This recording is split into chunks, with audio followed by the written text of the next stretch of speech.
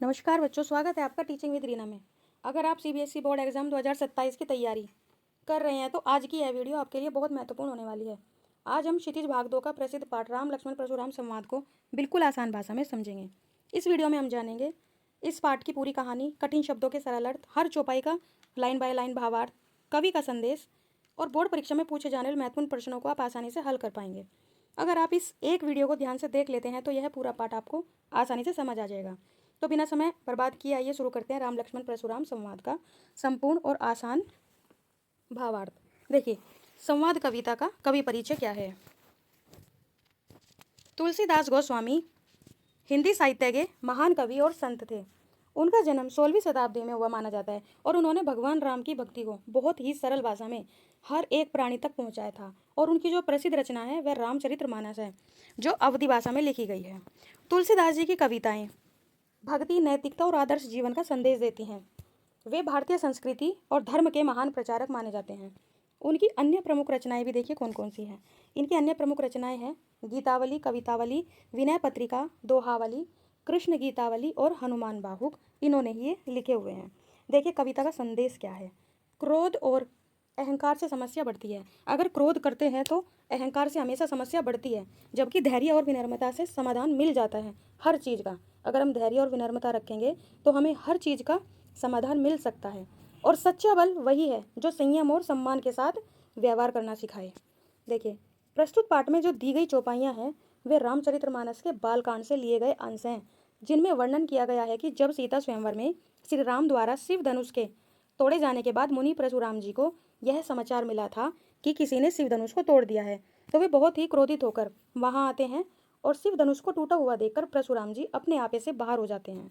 वे इतने क्रोधित हो जाते हैं कि उन्हें संभालना बहुत मुश्किल हो जाता है और श्री राम के प्रेम पूर्वक समझाने और विश्वामित्र के द्वारा समझाने पर साथ ही साथ श्री राम की शक्ति की परीक्षा लेकर अंत में उनका गुस्सा शांत हो जाता है। देखिए चौपाई पहले क्या है। नाथ शंभु धनु भंज निहारा, होई केहू एक दास तुम्हारा।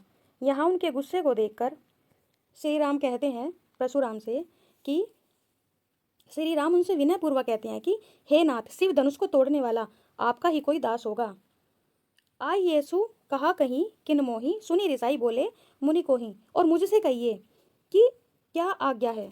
यह सुनकर मुनि क्रोध से बोले, सेवा कहू सो करे सेवकाई, अरी करनी करी करिए लड़ाई। यहाँ पर परशुराम कहते हैं कि जो सेवक होता है वो सेवा करता है और तुमने ऐसा कोई भी सेवा का कार्य नहीं किया है, तुमने तो शत्रुता का काम किया है, अर्थात तुमसे तो लड़ाई की जानी चाहिए। सुनहु राम जे ही शिव धनु तोड़ा। क्या कह रहे हैं, सुन राम जिसने भी ये शिव धनुष तोड़ा है।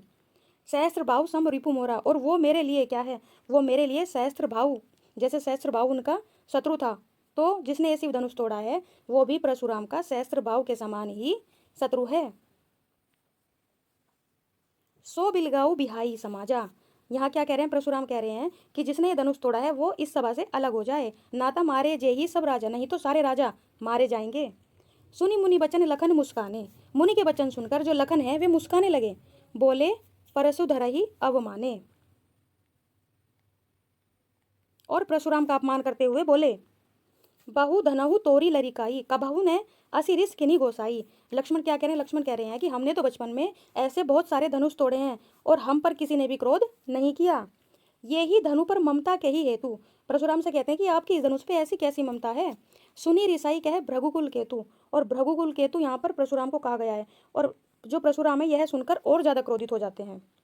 हे नृप रे नृप बालक काल बस बोलत तो ही न संभार। यहाँ पर परशुराम जी कहते हैं कि हे राजपुत्र, तुम काल के वश में होकर बोल रहे हो, अपने आप को संभाल लो। धनहु सम त्रिपुरारी धनु, विदित सकल संसार, और ये सारा संसार जानता है कि यह कोई साधारण धनुष नहीं है, यह शिव का धनुष है। लखन कहाँ हंसी हमरे जाना, और लखन हंसकर कहते हैं, सुनहु देव सब धनुष समाना। क्या कह रहे हैं, लक्ष्मण जी कह रहे हैं कि हमें तो सभी धनुष समान लगते हैं। का छति लाभू जुनू धनु तोरे, देखा राम नयन की बोरे। और इसके तोड़ने से क्या लाभ और क्या हानि, और राम के तो देखने मात्र से ही है टूट गया। छुवत टूट रघुपति ने दोषु, और रघुपति के छूने से ही ये टूट गया, इसमें राम का कोई भी दोष नहीं है। मुनि बिनु काज करहि कत रोसु, और आप तो बिना कारण ही क्रोध करते हो। बोले चिते परसु की ओरा, रेसठ सुनेहु सुभाई न मोरा। और परशुराम क्या कह रहे हैं, लक्ष्मण को कह रहे हैं अपना फरसा दिखाकर कि हे दुष्ट बालक, तूने अब तक मेरा स्वभाव नहीं देखा है। बालकहु बोली बदो नहीं तो ही, केवल मुनि जड़ जा नहीं मोही, बाल ब्रह्मचारी अति कोही, विश्व विदित क्षत्रिय कुल द्रोही। और यहाँ पर परशुराम जी कहते हैं कि मैं तुम्हें बालक समझकर तुम्हारा वध नहीं कर रहा हूँ और तुम मुझे केवल एक मूर्ख मुनि समझ रहे हो। मेरे जैसा कोई भी बाल ब्रह्मचारी नहीं है और ये सारा संसार जानता है कि मैं क्षत्रिय कुल का द्रोही हूँ। भुजुबल भुजुबल भूमि भूप बिनु कीनी, विपुल बार महिदेव दीनी। यहाँ पर परशुराम जी कहते हैं कि मैंने अपनी भुजाओं के बल से इस भूमि के सभी राजाओं को मार डाला था और मैंने ये भूमि ब्राह्मणों को दान कर दी थी। सहस बाहु भुज छेद निहारा, प्रसु बिलो की महिप कुमारा। और आगे क्या कह रहे हैं परशुराम जी, कह रहे हैं कि मैंने सहस्र बाहु की 1000 भुजाओं को अपने फरसे से काट डाला था। माताहु पिता ही जानी सोच बस करसी, महिष किशोर गर्भन के अर्भक, दलन परसु मोर अति घोर। यहाँ पर परशुराम जी कहते हैं कि सहस्र बाहु की भुजाओं को काटने वाले मेरे इस फरसे को देखो और अकारण ही मरकर अपने माता पिता के लिए शोक का कारण मत बनो, क्योंकि मेरा यह फरसा तो माँ के गर्भ में ही शिशु को मारने में सक्षम है। बिहसी लखनु बोले मृदुबानी, अहो मुनीसु महाबट मानी, पुनि पुनि मोही दिखाओ कुठारू, चहत उड़ावन फूकी पहाड़ू। देखिए यहाँ पर क्या कह रहे हैं लक्ष्मण जी, परशुराम के वचनों को सुनकर लक्ष्मण जी हंसते बोले, स्वयं को महाबली कहने वाले आप बार बार मुझे फरसा दिखाकर वैसे ही भयभीत कर रहे हैं जैसे फूक मारकर पहाड़ को उड़ा रहे हों। यह कुंबड़ बतिया कोई नहीं, जे तर्जनी देखी मरी जाही, देखी कुठारू सरासन बाना, मैं कछु कहाँ सहित अभिमाना।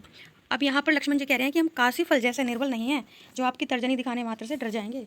कुठार व धनुष बाण धारण किए हुए आपके वेश को देखकर मैं अभिमान पूर्वक आपसे कुछ नहीं कह रहा हूँ। भृगुसूत समुझी जनेऊ बिलोकी, और आपने जो ये जनेऊ धारण किया हुआ है, जो कछु कहू सिहु रिस रोकी, सुर महिसुर हरिजन अरुगाएं, हमरे कुल इन पर ना सुराई। अब यहाँ पर लक्ष्मण जी कह रहे हैं कि इस आपके जनेऊ को देखकर, ये आपके इतने कठोर वचनों को सुनकर भी मैं अब तक शांत हूँ। हमारे कुल की परंपरा के अनुसार हम गायें, ईश्वर भक्त, देवता और ब्राह्मणों पर वीरता नहीं दिखाते। बंदे पापू अब कीर्ति हारे, मारा हूँ पा परिह तुम्हारे, कोटि कुलिस सम बचनु तुम्हारा, व्यर्थ धरऊ धनु बाण कुठारा। इन्हें मारने पर पाप लगता है। अब लक्ष्मण जी क्या कह रहे हैं कि इन्हें मारने पर पाप लगता है और इनसे हारने पर हमें क्या मिलता है, अपयश मिलता है। यदि आप हमें मारेंगे तो भी हम आपके पैरों पर ही गिरेंगे। आपके तो वचन ही फरसे के समान कठोर हैं, तो धनुष बाण धारण करने का आपका क्या औचित्य है। जो बिलोकी अनुचित कहेव, क्षमाहु महामुनि धीर, सुनी सरोज मृगु बस समनी, बोले गिरा गंभीर। इन्हें देखकर मैंने कुछ अनुचित कहा है तो हे परम धैर्यवान मुनि श्रेष्ठ, मुझे क्षमा करें। यह सुनकर भृगुकुल के मणि समान परशुराम ने क्रोधपूर्ण गंभीर वाणी में आगे कहा।